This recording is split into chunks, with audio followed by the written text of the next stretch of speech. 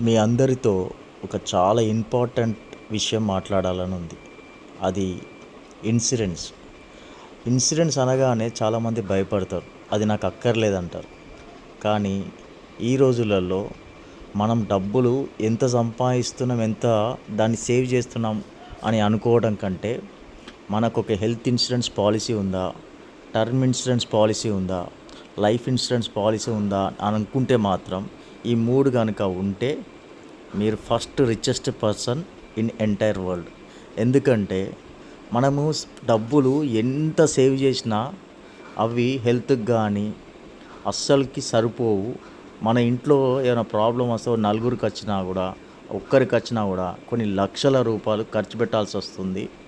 ఇది ఖర్చు పెట్టడం కంటే ఒక పాలసీ మనం సంవత్సరానికి కట్టుకుంటూ పోతూ ఉంటే అది తెలియకుండానే మనకి ఒక అభివృద్ధికి దారితీస్తుంది. మన ఆరోగ్యం బాగుంటుంది.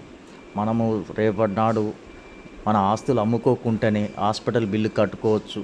చిన్న అమౌంట్ మనకు తెలియకుండానే మనం కేర్లెస్గా దాన్ని అవాయిడ్ చేయటం వల్ల వచ్చే రిస్క్ను మనము తెలివితోటి రిస్క్ను అవాయిడ్ చేసుకోవచ్చు.